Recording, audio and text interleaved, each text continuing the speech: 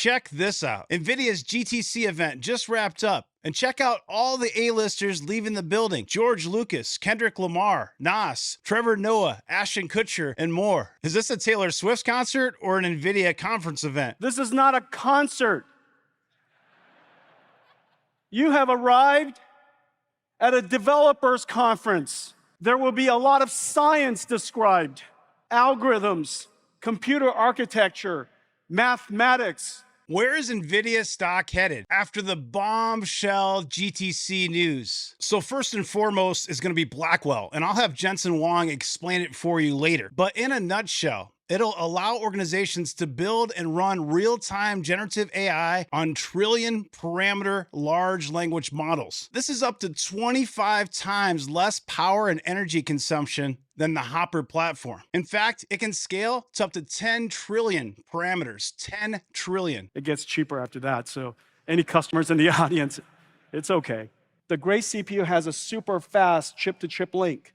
What's amazing is this computer is the first of its kind where this much computation, first of all, fits into this small of a place. Second, it's memory coherent. I mean, look at the data on your screen. 4 times the AI training performance of Hopper and 30 times the inference performance. Organizations that plan on adopting Blackwell include Amazon Web Services, Alphabet, Meta Platforms, Microsoft, OpenAI, Oracle, and Tesla. And CEO Jensen Huang said the excitement for Blackwell is really off the charts. And we are at what some people are calling, Jensen, the Woodstock of AI. But isn't it much more than that? Isn't it about a change in everything we do when it comes to digital, when it comes to creating, when it comes to thinking? You're changing that.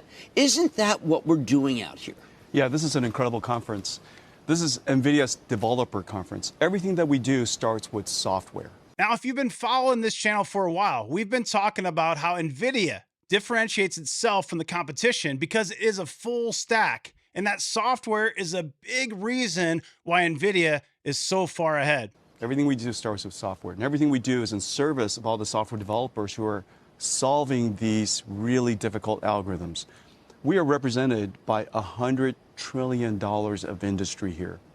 Healthcare is here, financial services are here, manufacturing, industrial, automotive, climate tech, holy cow, communications is here, consumers are here. But people always think of you as hardware. You're talking about a different platform, a system that frankly may be unassailable from competitors. Because once all these companies get involved with you, they're going to stick with NVIDIA.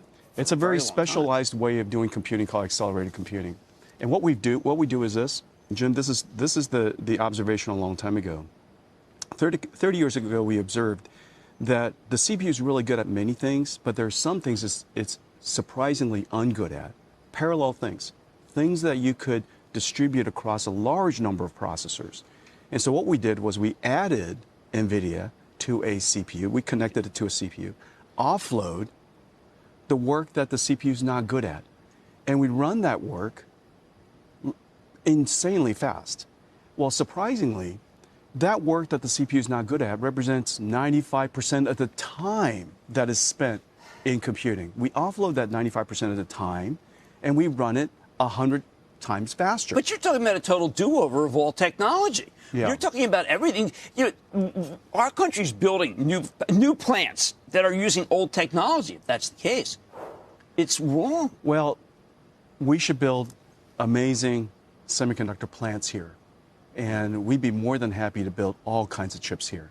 But it's very clear that in the future, that general purpose computing, it's like a general purpose almost anything, general purpose instrument of any kind, it's not very efficient. Right. There are many types of things that we want to do very efficiently. Computation of mathematics, we want to do very, very efficiently. And so as a result of doing it efficiently, you drive the cost down, you use less energy. One of our computers, this is our latest generation, this is the chip that goes into it. This is the largest chip the world's ever seen. This is beyond the limits of physics. We had to invent some new technology to make it possible to do this. How many bits are in? 208 billion transistors. In that? Gosh, it's even harder. What we're looking at? In this little tiny part in the middle. And what should that cost? This will cost, $40,000. And how much did you spend to develop? The very first one, the R&D budget of this generation is probably something like $10 billion. 10 billion, not million, 10 billion. And you deserve the right to be able to recoup that. Well, and you're doing it. Well, we're going to do our very best job. And this computer here, and the name of that computer? This is called the Blackwell computer. This computer Named here after has a very a mathematician. Right. Yeah, Mathematician. yeah, really terrific mathematician. And this computer here will replace thousands of general purpose computers. This is the part that's incredible.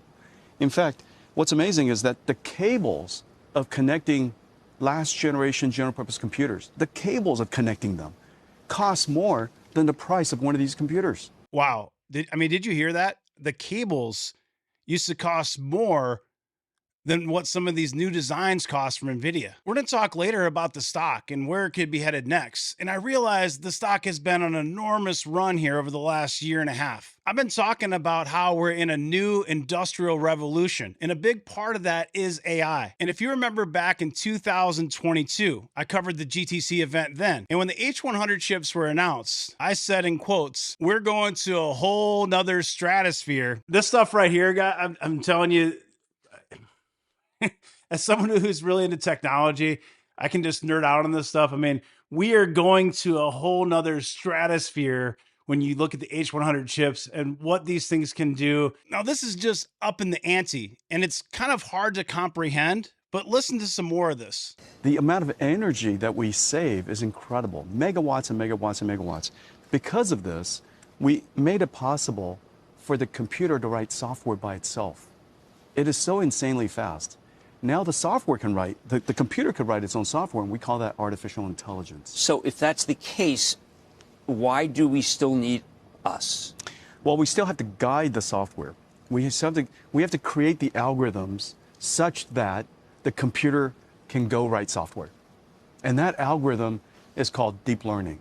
Yes, really quite a remarkable thing that happened in the last 12 years. Jensen went on to explain how Blackwell could read a book like Moby Dick in a second and be able to answer questions, intelligent questions, and actually understand the character development and what happens in the story. They also went on to talk about how this can be revolutionary when you think about healthcare, when you think about biotech and curing diseases and speeding up those times and those trials. Blackwell is not a chip. Blackwell is the name of a platform. People think we make GPUs, and we do, but GPUs don't look the way they used to. This is Hopper. Hopper changed the world. This is Blackwell.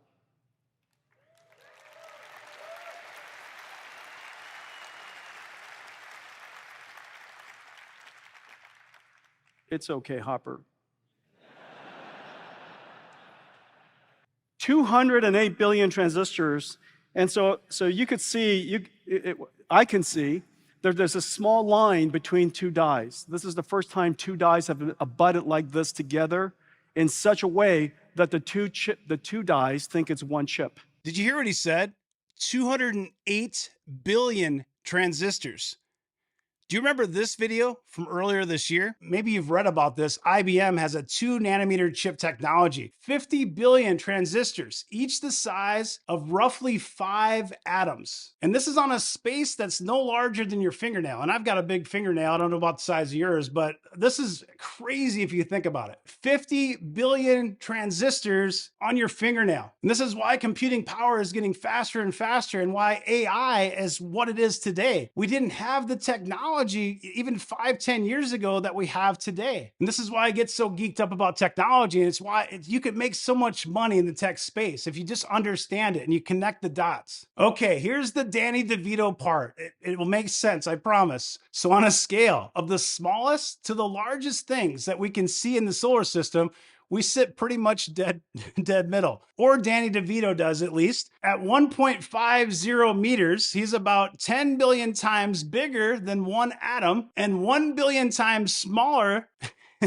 than the sun. This visual is just to help you understand how small an atom is, first of all, and then you think of the transistors in that. So going back to this, 2 nanometer, okay, that's 50 billion transistors, the size of 5 atoms. And Danny DeVito is 10 billion times larger than a single atom.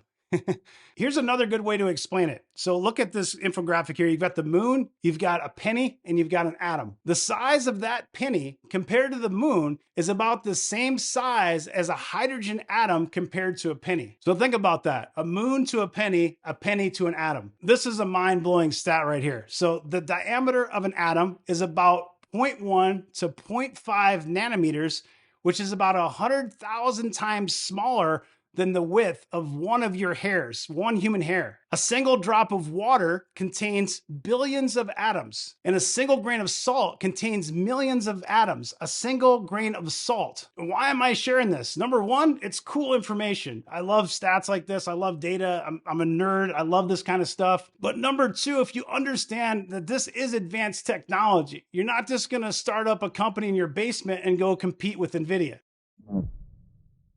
There's 10 terabytes of data between it, 10 terabytes per second, so that these two sides of the Blackwell chip have no clue which side they're on.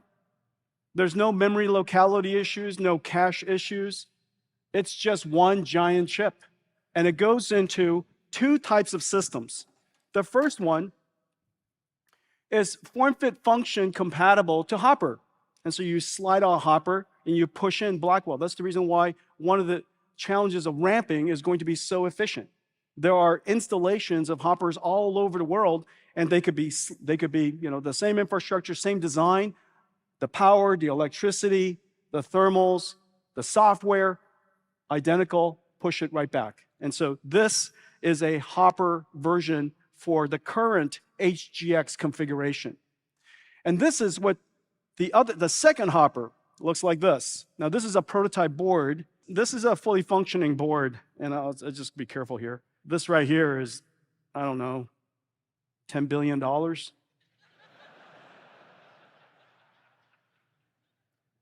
The second one's 5.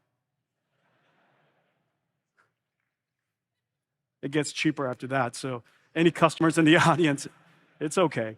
The Grace CPU has a super fast chip-to-chip link. What's amazing is this computer is the first of its kind where this much computation, first of all, fits into this small of a place. Second, it's memory coherent. They feel like they're just one big happy family working on one application together. We created a processor for the generative AI era. And one of the most important parts of it is content token generation. We call it, this format is FP4. The rate at which we're advancing computing is insane, and it's still not fast enough, so we built another chip. This chip is just an incredible chip. We call it the NVLink switch. It's 50 billion transistors. It's almost the size of Hopper all by itself. This switch chip has 4 NVLinks in it, each 1.8 terabytes per second, and it has computation in it, as I mentioned. What is this chip for? If we were to build such a chip, we can have every single GPU talk to every other GPU at full speed at the same time. You can build a system that looks like this.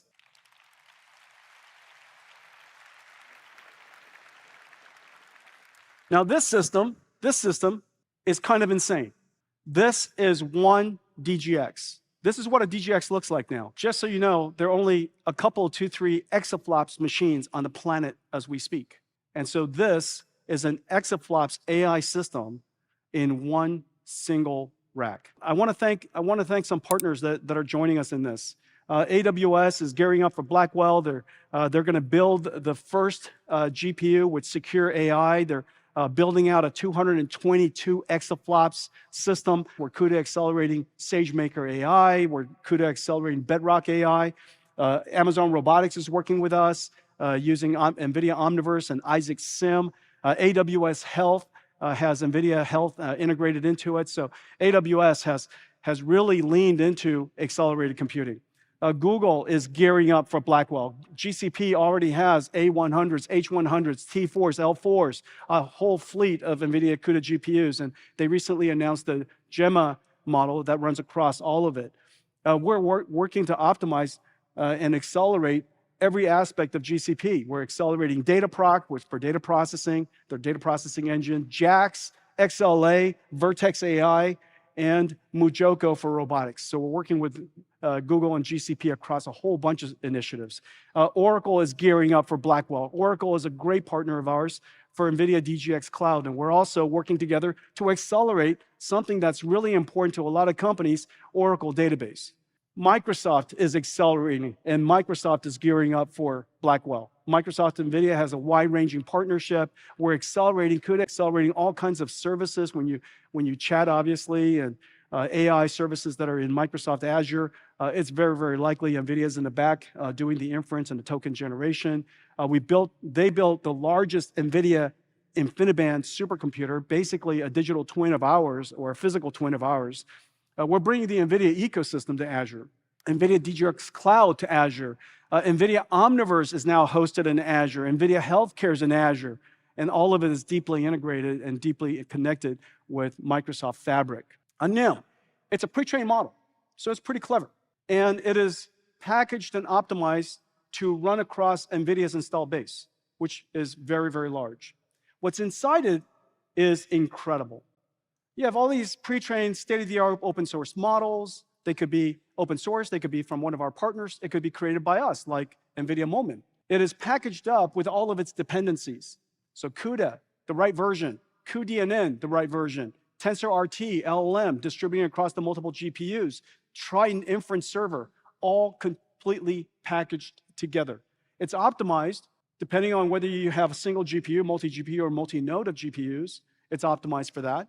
And it's connected up with APIs that are simple to use. These packages, incredible bodies of software, will be optimized and packaged, and we'll put it on a website, and you can download it, you could take it with you, you could run it in any cloud, you could run it in your own data center, you can run in workstations if it fit, and all you have to do is come to ai.nvidia.com. We call it NVIDIA Inference Microservice, but inside the company, we all call it NIMS. We have a service called NeMo Microservice that helps you curate the data, preparing the data so that you could teach this, onboard this AI. You fine-tune them, and then you guardrail it. You can even evaluate the answer, evaluate its performance against other examples. And so we are effectively an AI foundry. We will do for you and the industry on AI what TSMC does for us building chips. And so we go to TSMC with our big ideas, they manufacture it, and we take it with us. And so exactly the same thing here, AI Foundry, and the three pillars are the NIMS, NeMo Microservice, and DGX Cloud. We're announcing that NVIDIA AI Foundry is working with some of the world's great companies. SAP generates 87% of the world's global commerce. Basically, the world runs on SAP. We run on SAP. NVIDIA and SAP are building SAP Joule co-pilots using NVIDIA NeMo and DGX Cloud. ServiceNow, they run 85% of the world's Fortune 500 companies run their people and customer service operations on ServiceNow. And they're using NVIDIA AI Foundry to build ServiceNow Assist virtual assistants. Cohesity backs up the world's data. They're sitting on a gold mine of data. Hundreds of exabytes of data, over 10,000 companies. NVIDIA AI Foundry is working with them, helping them build their Gaia generative AI agent. Snowflake is a company that stores the world's digital warehouse in the cloud and serves over 3 billion queries a day for 10,000 enterprise customers. Snowflake is working with NVIDIA AI Foundry to build copilots with NVIDIA NeMo and NIMS. NetApp, nearly half of the files in the world are stored on-prem on NetApp. NVIDIA AI Foundry is helping them build chatbots and copilots like those vector databases and retrievers with NVIDIA NeMo and NIMS. And we have a great partnership with Dell. Everybody who is building these chatbots and generative AI, when you're ready to run it, you're going to need an AI factory. And nobody is better at building end-to-end systems of very large scale for the enterprise than Dell. And so anybody, any company, every company will need to build AI factories. And it turns out that Michael is here. He's happy to take your order.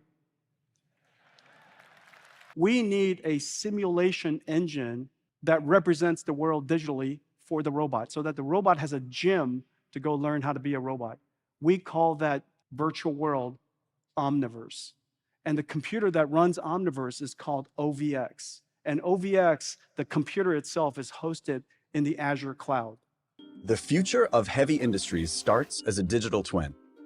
The AI agents helping robots, workers, and infrastructure navigate unpredictable events in complex industrial spaces will be built and evaluated first in sophisticated digital twins.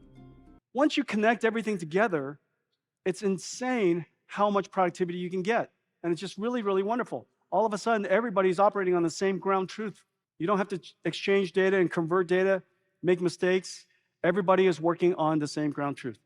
From the design department to the art department, the architecture department, all the way to the engineering and even the marketing department. Today, we're announcing that Omniverse Cloud streams to the Vision Pro. And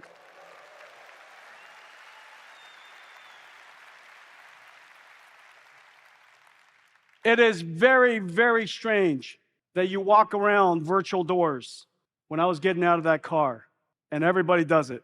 It is really, really quite amazing. Vision Pro connected to Omniverse portals you into Omniverse. And because all of these CAD tools and all these different design tools are now integrated and connected to Omniverse, you can have this type of workflow. Really incredible. Now, if that didn't impress you, I promise this next part will.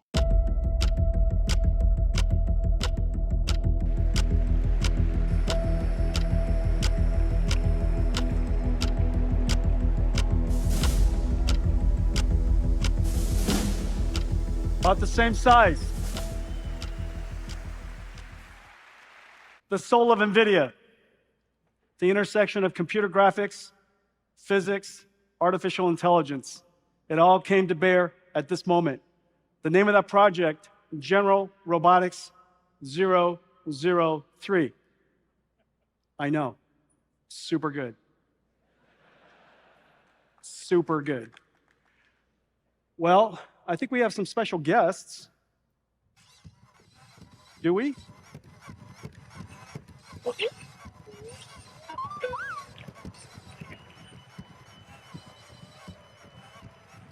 Hey guys. So I understand you guys are powered by Jetson. They're powered by Jetsons, little Jetson robotics computers inside. They learn to walk in Isaac Sim. Ladies and gentlemen, this is orange, and this is the famous green. They are the BDX robots of Disney. Amazing Disney research. Come on, you guys, let's wrap up. Let's go. 5 things. Where are you going? I sit right here.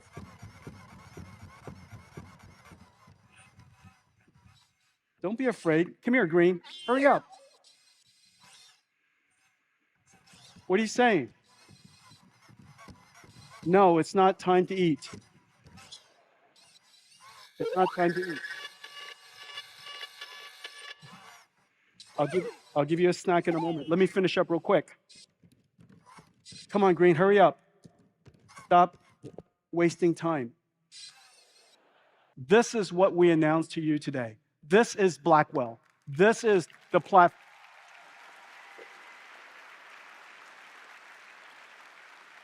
Amazing, amazing processors, NVLink switches, networking systems, and the system design is a miracle. This is Blackwell. And this, to me, is what a GPU looks like in my mind. If that doesn't get you excited, I don't know what will. Now, there's been a lot of talk over the last year or so. People coming on the channel saying, I'm going to buy AMD because it's cheaper. AMD's better. You know, NVIDIA is too expensive, et cetera, et cetera. And I have politely explained that nobody is even close to NVIDIA. Not AMD, not Intel, nobody else. Now, with that said, we've been calling semiconductors the new oil since August of 2020 on this channel. And I own stocks like AMD and several others. And I know a few people don't want to hear about this, but I've been long NVIDIA since 2017 in the 30s. Now, what's one reason why NVIDIA will continue to have a competitive advantage? It comes down to that full stack that I mentioned earlier, but there's more to it than that. Even though NVIDIA sells a complete solution as a full stack, you can buy it a la carte. So NVIDIA is being baked into all these different companies the way the companies want to use NVIDIA. They're not forced to use NVIDIA for everything.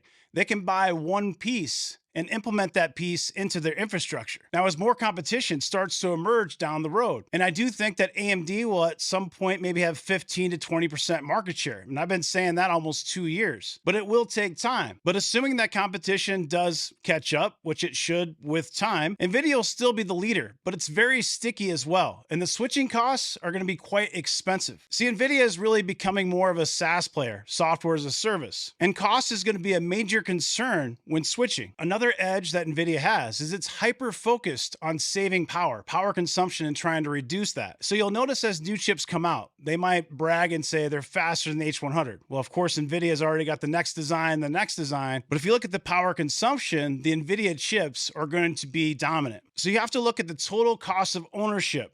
And you really have to look at how NVIDIA sells to enterprises. We talk a lot on this channel about focusing on B2B and enterprise. NVIDIA is partnering, as you saw in the video, with all of these great enterprises, companies that can scale to millions and millions of customers. Now, Jensen told us that NVIDIA spent about $10 billion on R&D for Blackwell. And one thing you heard is that each chip, he said, will cost between $30,000 and $40,000. Now, analysts predicted that it'd be $40,000 to $50,000, so there is some negative sentiment that's floating around about that. So where's NVIDIA stock headed next? Is it something you can buy right now? Recently, I told you that the stock is probably going to consolidate. Oftentimes, you have a sell the news event on something like GTC, and the stock pushed above the R3. It was at $974, and that consolidation happens. It's a natural range above the R3, and really that $1,000 number as well. You know, round numbers matter, we talk about. We said that if it held $777, you'd probably see $1,000, $1,100, and $1,250. I don't think there's any question in my mind the stock is going to break $1,000. I think it could go to $1,250, maybe even $1,500, and there could be a stock split. And even though if you split a pizza into 10 different slices, it's still one pizza, it does impact the pin action, and it creates more momentum, and more traders come in. Options trading and things like that are impacted. And in a case like that, you could see a stock like this go to $2,000 a share. Now, is that expensive? Absolutely. Right now, the company is $2.23 trillion on the market cap, and Apple at $175 a share, $2.71 trillion. Should NVIDIA be the most valuable company in the world? That's certainly up for debate. I'm here to tell you my opinion. I think the stock's going to break $1,000 and it can go much higher. I'm not guaranteeing it's going to go to $2,000, but $1,250 and $1,500 are very possible. If you look at the fundamentals, right now it supports it. Now, if that pricing power erodes, if the competitive edge erodes, you of course can see something where NVIDIA runs up much higher, finds a plateau, sells off. It could trade sideways for a number of, even years sometimes. But right now, based on what we know, the data, the momentum of the stock, the hype around it, and it's not just hype. There's real business to be made here. There's real money to be made here. Now, assuming the macro stays intact, the Fed doesn't break the market, the stock is going higher. If you're new here, make sure you subscribe to the channel, drop me a like and comment. Have a great rest of your day. Take care.